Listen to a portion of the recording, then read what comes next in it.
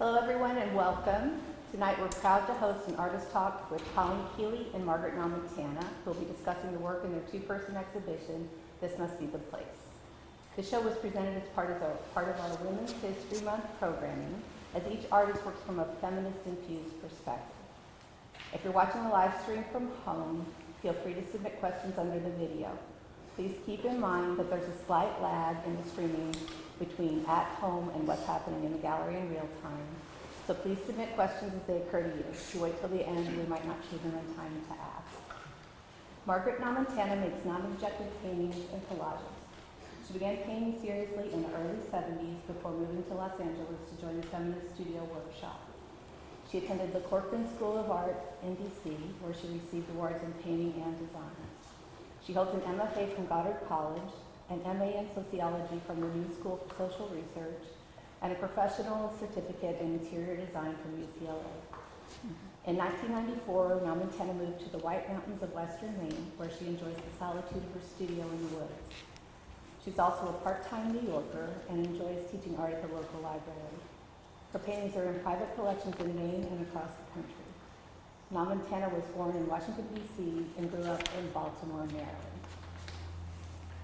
Colleen Kiely started painting at 9 years old, got out of school for a month with pneumonia. Her mother gave her a paint-by-numbers kits, plural, to keep her busy. She fell in love with painting. Her discovery that colors and paints create worlds was magical to her, and that has never changed. Kiely's work is represented in private and public collections, including Fidelity Corporation, the Boston Athenaeum, the Decorah Museum, Wellington Management, and Brigham and Women's Hospital. Awards include 2 Virginia Center for the Creative Arts Fellowships, a Radcliffe Fellowship from the Radcliffe Institute for Advanced Study at Harvard University, 3 McDowell Colony Fellowship, New England Foundation for the Arts Painting Fellowship, and School for the Museum of the Fine Arts Traveling Scholar Fellowship. She earned a BFA in painting from the Rhode Island School of Design and an MFA in painting from the School of the Museum of Fine Arts, Boston. Kiely's studio is in Somerville, Mass., and she is a professor of art at Simmons University in Boston. So now that we know these 2 talented female artists a bit better, let's get started. I've prepared a good number of rather specific questions, and of course, the talk will be opened up for questions from the audience as well. But perhaps it would be best to first have each artist speak a bit about the bodies of work in this exhibition, and then move on to the questions. So, I'll turn it over to you, if each of you would like to speak a little bit about the work in this exhibition. Would you like to start, Margaret? Yeah, sure. I did paint by numbers too. I remember the smell, and they had little pots of paint with the plastic, and exactly. yeah. I don't know if I was seduced by paint by numbers, but I too loved art as a child, although I loved ballet even more. So I thought I would start talking a little bit about my process, because I have these collages here, and then the paintings on the back wall are also my work, and they actually go together, which is not readily apparent perhaps, but in my process I start painting on the floor, mostly just putting down a lot of paint, kind of making big paintings, except they aren't really paintings. I'm just putting down paint.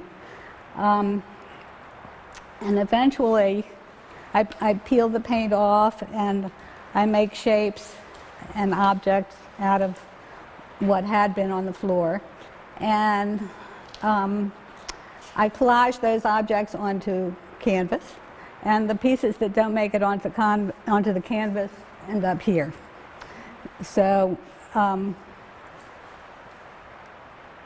that's the relationship between these collages and those paintings, which are also collages. If you look at them closely, you'll see shapes behind the white. So. Excuse me for interrupting, but it's a little hard to hear back here. Maybe it's the rain. It's probably the rain. Yeah. Maybe me too. We'll try to. Maybe my voice too. Do I need to clarify anything? Or? Okay. Sure. So my work is the other work in the exhibition. The portraits, the paintings here are on wood panel, and they're oil and acrylic with graphite. These are watercolors and gouache and graphite. The two bodies of work are parallel to each other. I don't make drawings that are studies per se for paintings. They both have different kinds of imagery and variations going on. But I guess in the big picture, my work has always been figurative, although I see that figuration to abstraction is just a continuum. You know, we're not living in the 50s anymore where people have fist fights in bars about whether you're an abstract painter or a figurative painter. Thank God. So that's more how my work tends to identify, but it's obviously abstract as well. And when I make these paintings, I suppose the very first question I should address, because I think somebody will ask it if Kelly's going to ask it, are these portraits of specific people that I know? And they are not. They are what I call composite portraits, or fictional portraits, or imaginative portraits. So what happens is that I make a large number of small works on paper in sketchbooks, looking at portraits by other artists from the past, as well as the present, mostly the past. I also look at vernacular photography, which I'm a big fan of, because it's so unexpected in terms of the framing and the composition and just the points of view. And also from imagination. I teach as well. I look at faces all day long, specifically young women-identified faces. I teach at Simmons University in Boston, which is a very socially progressive institution. And my students are very, very aware of current cultural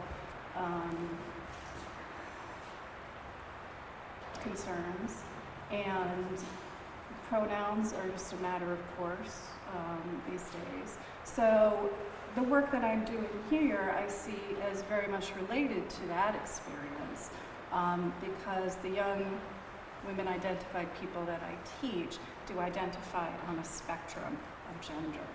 And that even changes from the time I know them as a first year to a senior sometimes. So in terms of the content, that I'd say that's a large part of where it's coming from, but it also has to do with the desire to create images of people who have been important to me without especially having to be specifically representational. So to be really specific, all of these portraits are built from pieces of other portraits that I've done studies of, ranging from Paul Mortensen Becker to Manet. I rarely use male artists, to be honest, but when I do, it's always a painter who has made portraits of women who have a very strong presence. So I've looked at Manet's paintings of Victorine Meurent a lot because those are so stunning. And there's a painting in the MFA Boston that he did, a very small portrait of her that is absolutely exceptional. And her presence comes through so clearly there. So I should wrap this up. And I'll just say that the paintings are built in stages. I don't really think about them as painted paintings in a sense, even though they're very much about painting. I lay in the monochrome backgrounds first in acrylics. I paint the clothing in acrylics, and then the head actually is what happens last. And it's not strictly sequential like that. That's just how I lay out the initial elements, and then everything is in flux and in play. And I will often completely change the image in that whole process. I can get more into the technical side later, but that's just an overview. Thank you very much. Sure. Margaret, I would love to hear more about your time with the Feminist Studio Workshop in Maine. Given your sociology degrees, I'm assuming strongly existing in You're assuming what? I said, given your sociology degrees, I'm assuming a strong pre-existing alignment with the ideology of the feminist movement. I'd like to hear about your time there and what made you decide to move cross country and participate. It's a long time ago. I know, but it's like I know. No, I mean, I can talk about it, but it was a very long time ago. I went to the Corcoran School of Art in Washington, D.C., and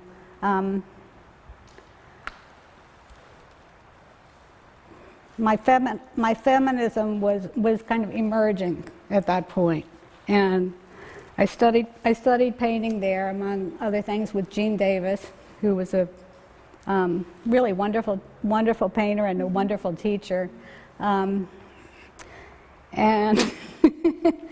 I got really annoyed. I was tired of having him refer to me as one of his babies. So I called him a male chauvinist pig, and he kicked me out of his class. Before he kicked me out, I mean, he was probably 6 feet tall, and he had a shaved head before that became a thing, and he turned beet red from the top of his head to his toes, beet red, and anyway, in 1974 there was a big women's art, I would almost say convention in Philadelphia, with a huge show of, I don't know, maybe 100 women artists. It was a very, very powerful thing. I mean, having been an art student, it was all male art history, and suddenly there was all this incredible work being done by women. And at that experience, because it wasn't just a show, there were seminars, and it was all kind of a whole weekend of celebratory things. I went to a workshop about the Feminist Studio workshop, and it was like, okay, I'm going. That's it. So, much to the chagrin of my parents, and most people who knew me, I think, were horrified. But that fall, I got into my car and I drove cross country and moved to LA and was in the Feminist Studio workshop. And I thought I would be there for a year, and I ended up staying in LA for 20 years. But I was at the workshop for 1 year, and it was very, very intense and it was a very growing experience, but difficult. It was hard. It was hard, especially being a heterosexual woman. And back to when I was in art school, they told me I painted like a man. And I recognized that was a supreme compliment, but it made me feel incredibly, incredibly uncomfortable. And when I was at the Feminist Studio workshop, they said I painted like a man. And so I still felt very uncomfortable, and it was kind of less of a compliment there. But I've been a strong feminist ever since, and I don't know, does that answer your question? I love that answer. And my follow-up on that is, how much influence do you think that period had, or maybe didn't have, on your work and your practice? Will you speak up, please, a little bit? I can't really hear the question. Okay. Thank you. How much influence do you feel this period had, or maybe didn't have, on your work and your practice, formally and conceptually? That's hard. I don't know. I think it influenced me enormously in terms of the strong feminist I became and the woman artist that I became. But I don't know specifically in terms of influences. I mean, I'm a feminist and I'm an artist. I'm not sure I'm a feminist artist. Could I ask you to just repeat the question after she asks it? So you'd ask it, Yeah. we'll hear what the question was. Okay. That helps. Thank you. And then my final question for this round for you is, were you making non-objective collage work back then as well, or has your work changed over time? I was not doing collage work then. I can talk about how I came to collage work. Does that, do you want me to do that now? Yeah. Okay. I mean, kind of background, a wonderful collage artist named Anne Ryan in the late 40s went to a show of Kurt Schwitter's collages, and she immediately just knew she wanted to do collage. And I think Robert Motherwell was asked to do collages by Peggy Guggenheim for a collage show she was doing also in the 40s. And he obviously did a lot of different kinds of work, but he, I think, also had this strong affinity with collage. Mm-hmm. For me, it happened in the 80s when I saw the postcards of Ellsworth Kelly, mm-hmm. and it's like, I want to do that. and did a lot of collages then, and it was not a straight line because I did other things too, but kind of at that point, from seeing the Kelly postcards, I knew I wanted to do collage, and I feel such an affinity for it, and I've been doing, all of my work has been collages for about the past, I don't know, probably about the past 12 years, and it's just something I feel very deeply about. It's interesting you said Motherwell, because the first time I saw that black one, Motherwell's name popped into my mouth, so I feel like I need to grab myself right now.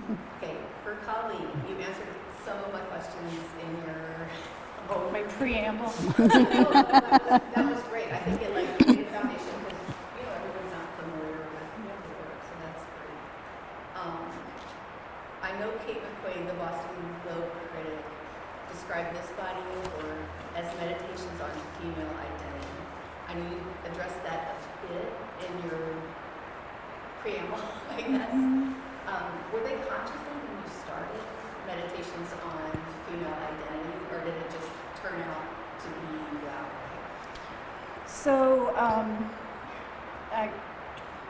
So Kelly asked whether these portraits are meditations on female identity. A writer referred to them as that in a review earlier.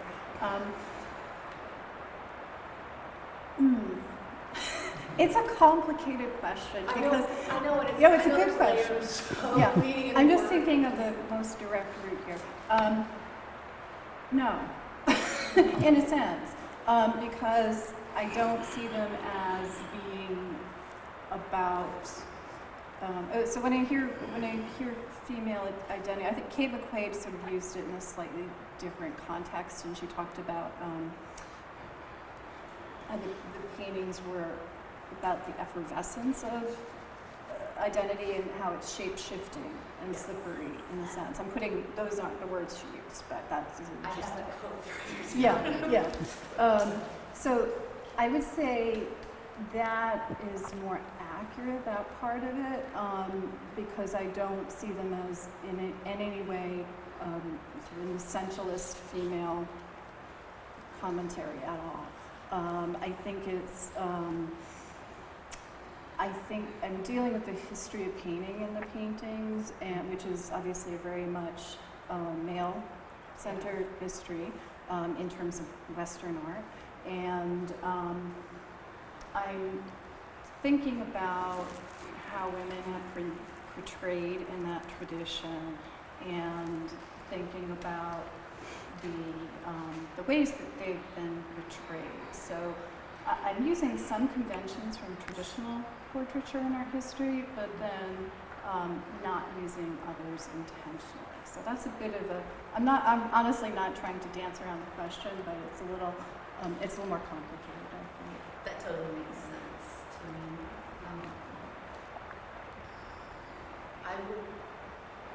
Okay.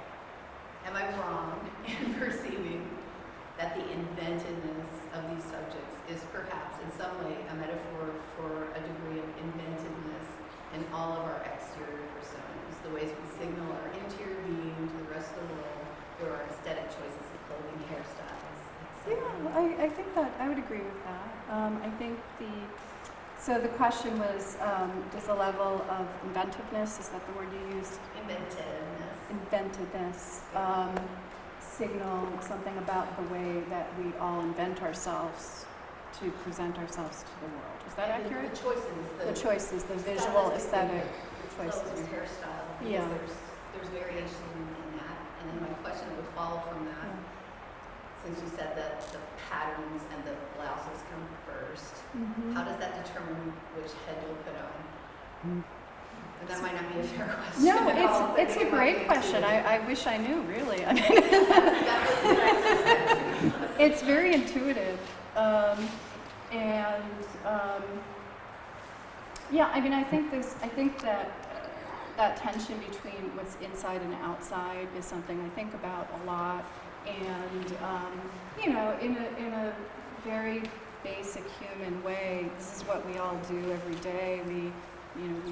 Except when we're not hovering at home with COVID, we put on our clothes and we go out into the world. And there's certain clothing that you feel really comfortable in. You feel like, yeah, this is me. And there's other clothing you feel absolutely ridiculous in. And Yeah. someone else might be like, oh, that looks great on you. It's like, but this isn't me. And I was super curious about how when you said the heads come second, I was super curious about how the clothing determines the head. I guess what I'm really interested in is just how we present ourselves to the outer world, and yet when we go out and go to work and go to the dentist and go to CVS and all that business, we carry our own private selves with that as well, right? And everybody, I think it's been a very difficult time for everybody in the last few years, and people are grappling with a lot, and you don't check that at home when you walk out the door, So I think about that relationship of how we navigate that space, how we navigate public space in that sense. And I think in terms of the clothes are all contemporary clothes. They're not historical clothes, and I source them from a lot of different places. Old Navy, stores of that ilk, on up. It's a lot of mass fashion that I look at. And I don't know exactly how that marriage happens between who lives it in the clothes. I kind of guessed it was intuitive, but then I wasn't sure. It's very intuitive, and the clothes set the stage, as does the color. So the color of the grounds is very important as well, and that color comes before the clothing, but then it will often change during the process of the painting as well. So the color pathways often change completely through the whole painting, and heads often change multiple times before I settle on something that seems to be the right fit. So I think for me, when the paintings work, I'm looking for something I didn't expect. If I see a relationship that's too predicted from what I know of my own work, I know I need to keep pushing beyond that. So I want something that surprises me. That's what I'm always saying. I know that's true for you. Yes, that's very, very true. I'm always, and part of my process with those paintings is when I pull the paint off, when I pull the tape off, I don't know what's going to be underneath. And it's like, oh, it's fun. It's fun. And I think there's also, the way that I work is also very intuitive, and it's very interactive. So I do one thing and then I interact with it, and that kind of the first gesture determines the second gesture and the third gesture. I think that's similar to what you're saying. Yeah. And my next question is for Margaret. I love this sentence in your artist statement. My paintings and collages are abstract landscapes of the mind, infused with the light of Maine's changing seasons and my own emotional weather. Before reading that, I would not have assumed the work was influenced or impacted by any external landscape. And my question is, has your work changed in any way since moving to Maine in the 90s? Yeah, I think when Colleen and I first talked, I think that was about the first thing you said to me. I was curious too, yeah. I was very curious. I don't know if I have a really good answer. My work changed when I moved to Maine because really I had stopped doing art for a while in Los Angeles, and I didn't. I moved to Maine, and I had a studio again, and but I wasn't using it. I wasn't going in there. And I finally decided, if you're not going to start painting again, make it into a gym. do something else with the space. So I started painting again. So, and I think I left Los Angeles because of the earthquake in '94, but I wanted to come to Maine because I love the landscape here.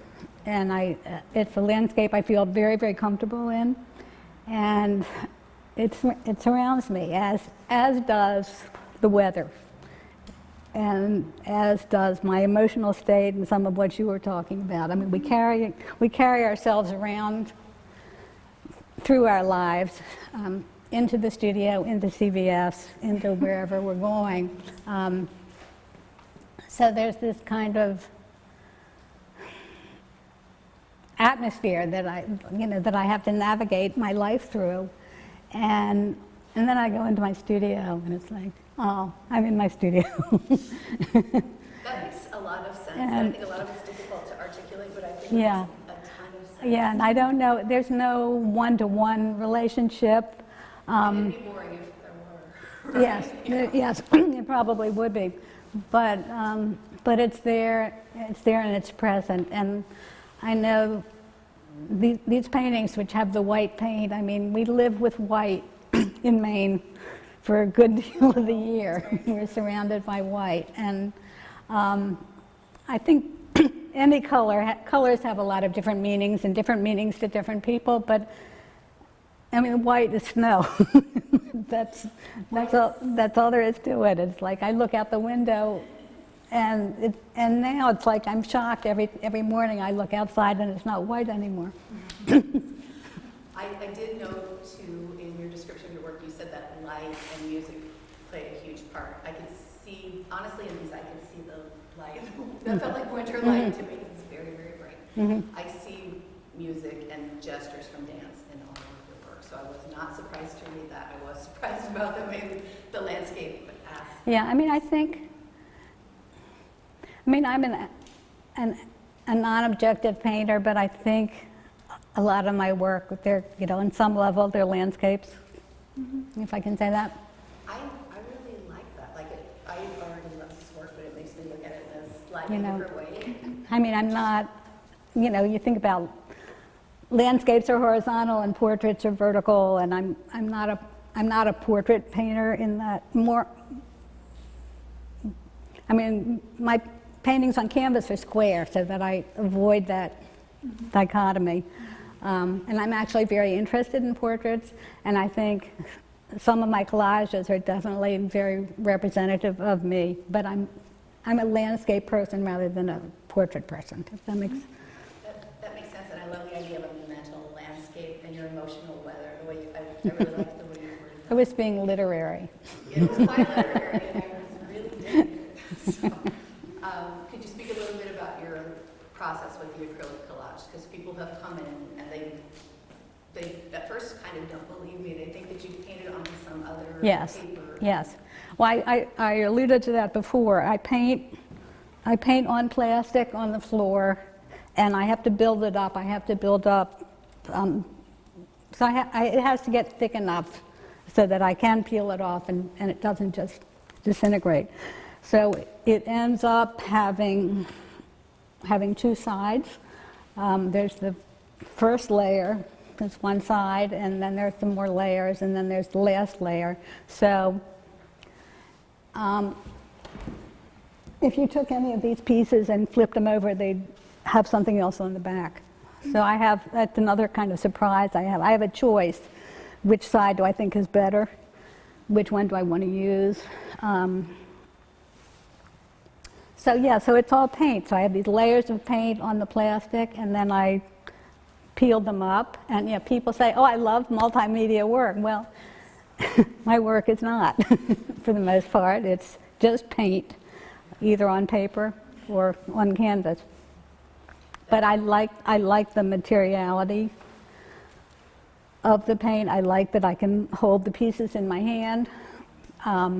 I love oil paint, but I do acrylic paint. I like the water. I like working with the water. And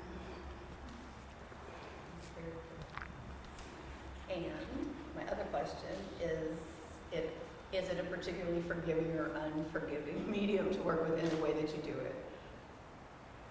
I think it's forgiving because I'm constantly making choices, and if I don't like something, I can either change it or not use it or flip it over, and maybe it's more interesting on the other side. Once it's on the paper, though, can you change your mind? Is it hard to get it back on? Well, I place it on the paper, and then I glue it. But before I glue it, I can move it around, and that's one of the things that I like about collage. I can move things around. Or this piece, I like this piece. It's an interesting piece, but it's not working here. Maybe it'll work better in this piece over there, or maybe it should be in the painting. I don't know. So I'm always moving things. Well, not always. Sometimes it's just like, okay, there it is.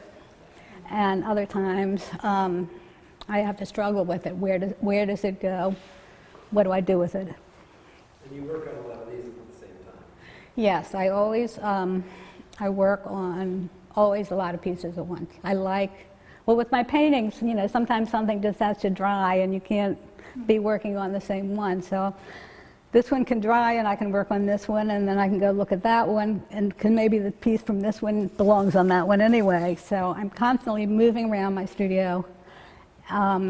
Either with the work on canvas, I usually, I don't know, I can have 6 or 8 on the floor at once.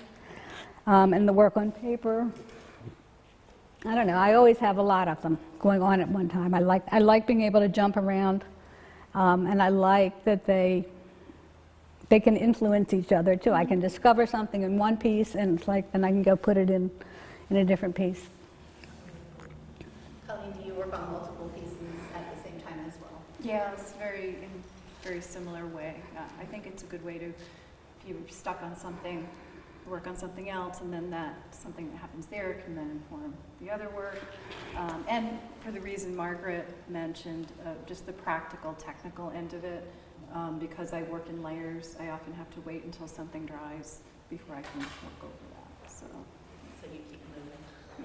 It's also, I tell my students to do that too, because it's a great way to relieve yourself of the pressure of having this one thing that you're trying to make work. It's not a really healthy relationship to have to work. So if you have a few things going, you know, there's always something progressing somewhere. That makes a lot of sense. Okay, this is going to overlap a bit with some things you've already discussed, but there's a little bit different nuance in it, so I think I'll go ahead and ask you. Okay. In your artist statement, you mentioned your work's concerned with the ways clothing and accessories mark the division of public and private space and act as ornamentation, protection, and/or concealment. Can you speak a bit more about that and about the ways in which the work conveys, and this is another quote from your statement, various states of visibility, embodying vulnerability, and states of transformation? So I think I'll talk a little bit about the formal language of that, because that might make it more clear to how that plays out. But I know Margaret and I talked about this in our conversation about the relationship of the figure-ground relationships in both of our work, which I think is a commonality that's very central to both our practices. And in both the paintings and the watercolors, I work the color and the figure-ground relationship in such a way that the figure will often merge with the ground to a certain extent, and the ground becomes the figure, and vice versa. But there are different degrees in different paintings. It's not always the same balance. And that, for me, is a way of really playing with this idea of absence and presence. And the ground literally becoming the figure, and vice versa is a way of the figure becoming an essential part of the space, and vice versa, if that makes sense. And as far as the clothing, in terms of protection and concealment and all that, it's again, I don't, the decisions are very visually informed when I'm working, so I think that does encapsulate it, but I don't make decisions. For example, this particular one is going to be, the clothing is going to function in this particular way. It's more driven by the color and the pattern, and I, I have a certain joy in playing with this pattern. I just love playing with the pattern. I don't wear that clothing myself, but I love that they do because it's an exuberant kind of a visual language with the pattern making and the colorways. So, yeah. It's true, and I will say, that's not at all what I was thinking when I put the two together in those terms. However, I think I was sensing it in the patterns and the way the figure and the ground play out in Margaret's collages and the clothing on your Yeah, I think portraits. that's, And I I do think love the that's conversation between the Yeah, I mean, our work is very, very different, but there's a lot of overlap too. Yeah, And, I think it's really interesting Yeah. how where it differs and where it Yeah. is in conversation as well. And there was Margaret and your statement, and this is along the same lines with the resonance between the work and the figure foreground relationships and the patterns and the palettes. You had said that these abstract landscapes of the mind are an exploration of self through the visual world. So to me that seemed like the visual world is like a tool that you're using for your interior. So it's like a language that would catalyst for exploring your interior self. Yeah. And I feel like with your work, it's the message, the visual message is being sent outwardly from the patterns of their clothing. The identity is expressed outwardly through the patterns. And it's basically a really similar visual language, but it's almost like an inversion in both of the ways that you speak about and how you're using it. Yeah, I think that's an interesting point. Yeah, I thought it was it is. really cool when I read your statements and made that connection. I have some process questions. And I'd like each of you to discuss the formal approaches to your separate bodies of work and discuss any areas of overlap not previously addressed. And there might not be any more since we've already discussed several of them. If we miss anything, no one wants. I'll jump in if you want. If it's a not good question at this point, if it's played out, we can move on.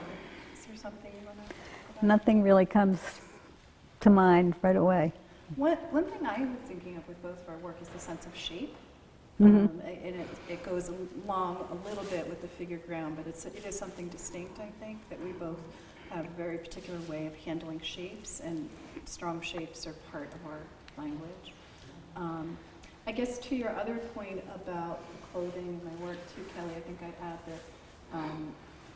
that the heads for me are the site where the internal gets expressed, and that also has to do with my different choices regarding painting language in the painting. So, the backgrounds are basically monochromes, and then the clothing is geometric abstraction, and the heads are gestural figuration, or, sometimes a little bit more expressionist. So those choices to put those three different languages together are very intentional, and the clothing versus the head is expressed not just in the imagery, but the way that they're painted. That's my intention. I think I too start with the ground. So the ground in those paintings back there, there's one of them is blue, and the others are different colors of green. But it's the ground that I start with, and I think that ultimately determines everything else that goes together. And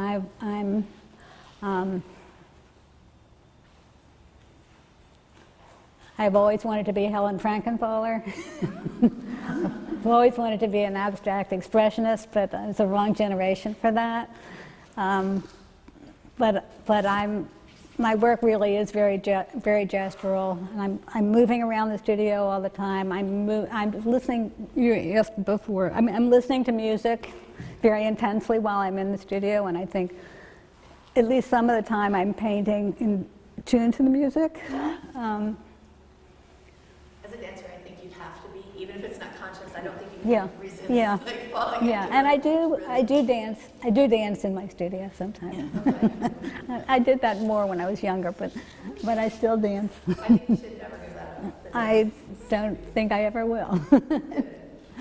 I think we've touched this a little in previous answers, but the question was, who are some historical or contemporary artists who influenced your work? And I'd ask both of you mentioned some, but if there's, I think we're I think so many people influence my, you know, Colleen's work has influenced my work. It has.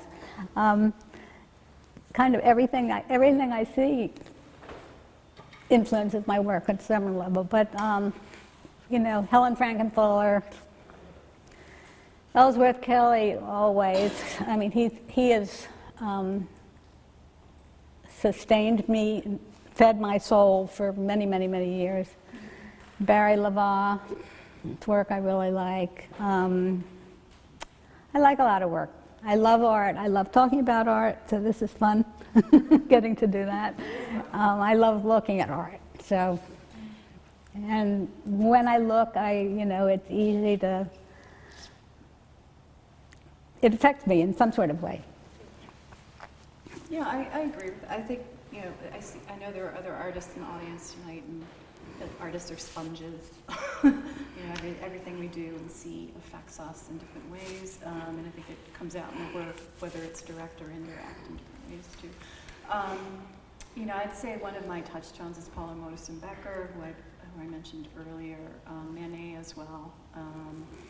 And I don't like talking about contemporary artists only because there are so many I look at. I don't want to single out any one particular because it's yeah. a composite influence. Yeah, right? yeah. But like Margaret, I look at a lot of different kinds of art, and you know, I say in terms of contemporary painters, Hannah von Bart is a really interesting painter.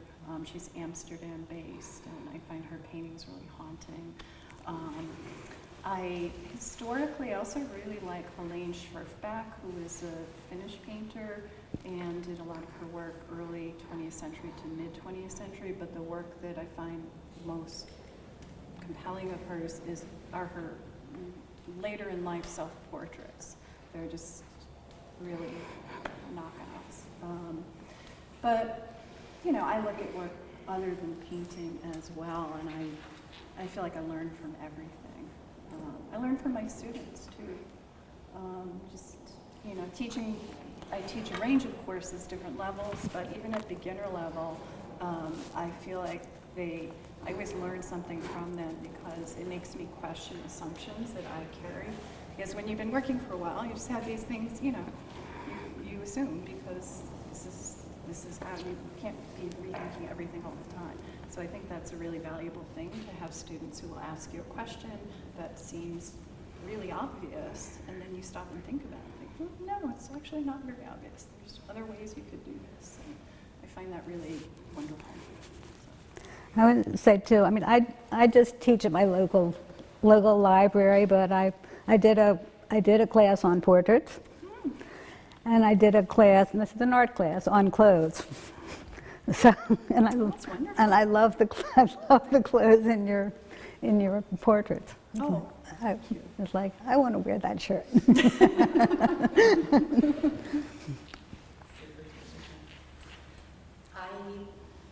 think this question has been covered pretty well, but just in case you didn't thoroughly dig into it, how does a particular medium influence the direction of the piece? Well, I mean, I couldn't do what I do with oil paint. I think I have seen people who do oil paint with a somewhat similar. They're also peeling the paint in some sort of way. I don't know quite how, but I couldn't do what I do with oil paint. I love oil paint. I love looking at it. I mean, the smell of turpentine is the best smell in the whole world, except you don't get to smell it. You don't get to smell the real thing anymore. Yeah, But it's like, oh, turpentine and linseed oil. So, but I need the acrylic paint. I like the water. I like the fact that it dries fast because I work quickly, and I couldn't do my whole process with anything else. Do you approach the watercolor differently than oil? Yeah, a little bit. Yeah, I love trying different media, and even the paintings. These are on wood panel, not canvas, and I start with an acrylic ground. Because it's just faster for me to build up an underpainting that way because it dries so quickly, and it lets me be more improvisational in that kind of way.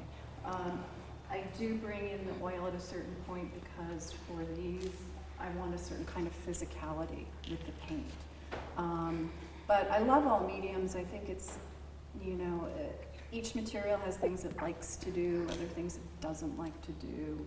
And it's interesting sometimes to use a material against its nature because you get unexpected kinds of effects. I think, with these are largely made with gouache, although I do use some watercolor with it. And I specifically use acrylic gouache, which is a kind of gouache paint that has an acrylic base. And I use that because traditional gouache, somebody work with traditional gouache in here? A little bit. It's beautiful, isn't it? Do you still use it? No. It's fussy, right? Yeah.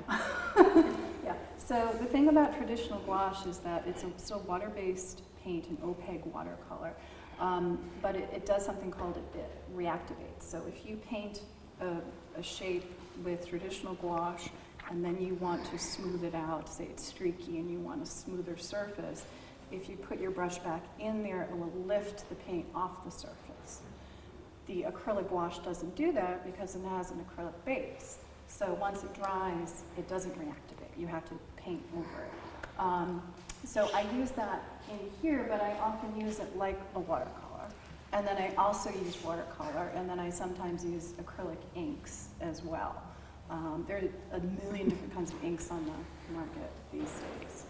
But I like the acrylics ones because they're high saturation, and they also have the longevity and archival quality of acrylic paints too.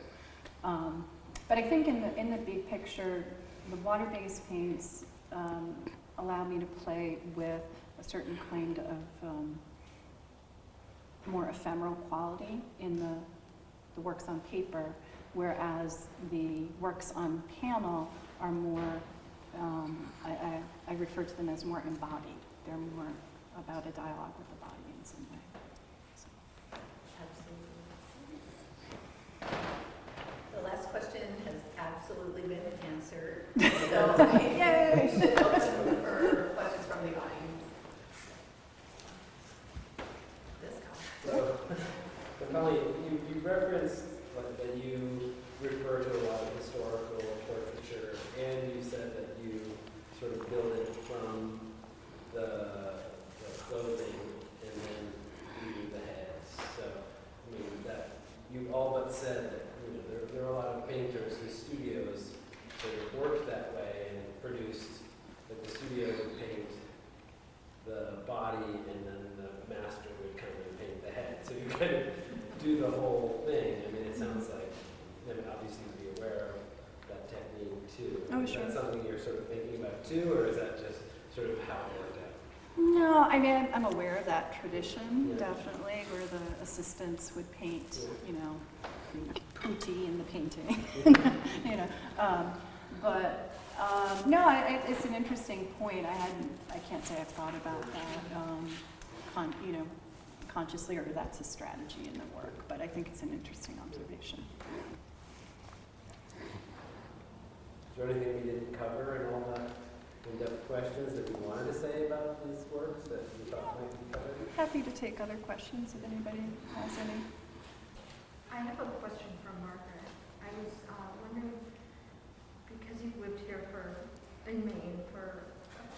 You want to take your mask off so I can hear you? Yeah, sorry. It's okay.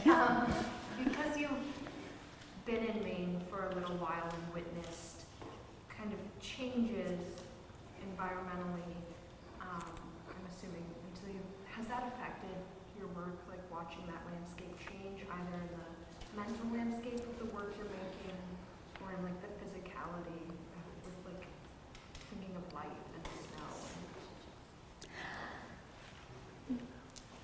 I don't think so, but I don't know. Maybe someone else looking at my work over time could probably see all kinds of changes, but I don't see them. From my up close and personal look, I just go in my studio and do my work. It's more of an ambient environment. Yes. I think. Yes. Question for Margaret. What kind of music inspires you the most? Basically, I listen to classical music. I like 20th century classical music. I listen rather obsessively. Right now, I'm listening to Die Meistersinger from Wagner, and I've been listening to that obsessively for 6 months. And maybe in a few more months, I'll listen to something else.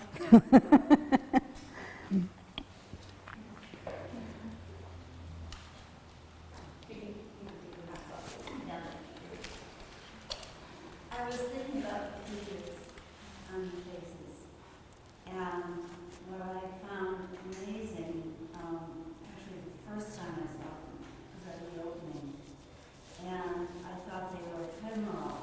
I'm not sure I'm saying that right. That sounds good to me. And today, I realized that they're not at all. They're really very strong, very impressive faces. And I just wondered if that was something that you thought about when you worked on Are you talking about the paintings on panel? Or all of them? Or? not, well, these particularly, I think. Oh, here? Yes. Oh, I see. And particularly the one that's closest to you is ephemeral and comes back this way. But then when I look at the eyes and how up front they are, I find it very interesting. Well, I guess I don't know what to say about that. I think that's, I think that makes sense to me, everything that you said. I do think sometimes that the power of suggestion is more powerful than explicitly stating something in a painting. There's a great quote by Via Selmans, whose work I love, contemporary painter, and she said, "Painting is very specific, but it's not specific to things that you can say." In fact, that's why we paint. If I could say things verbally, I would be a writer. But there's some things that can't be said, right? Right. It's a different language. It is a different It's a very different language. So I don't know that helps at all.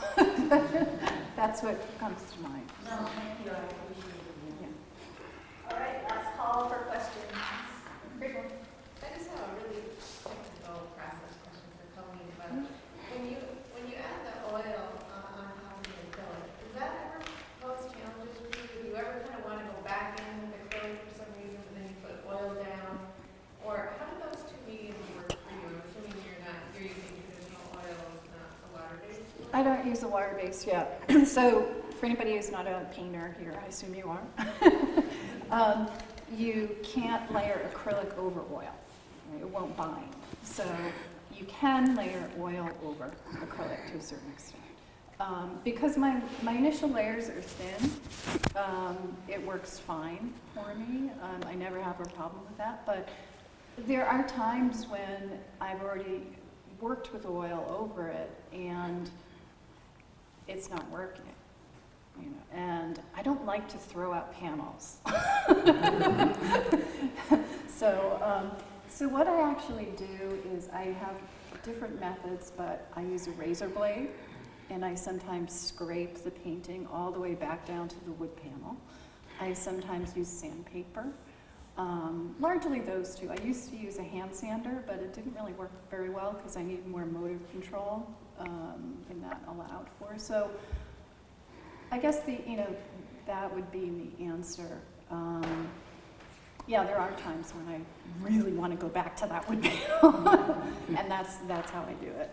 But when I do that, I tend to keep the mark making, some of the mark making and the history of doing that. I don't bury it, and that just becomes part of the painting. And I'm kind of looking around. They're in different ways. So that painting over there, Jordan, if you get up close, there's a lot of scrape marks on the surface of the face and the skin, and you can see different layers under that. And I'd say pretty much they all have that, except for Eva in the corner there. That painting I worked differently. That head was wet and wet, so I laid down the acrylic paint under it, and then I laid this bluish gray color over that, and then I painted into that for the features. So that's why those marks are a little bit different than some of the others. And the kind of painting language I use just depends on how that particular person feels to me. It's a very intuitive kind of a thing. All right, I think that's it. Thank you both very much. Thank you. Thank you.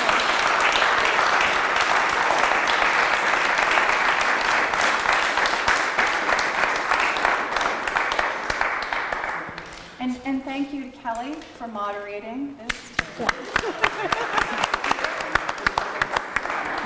And Roy and Dean, who set everything up. Yes. So thank you all. And thank you all for being here. Yes, thank you all for coming.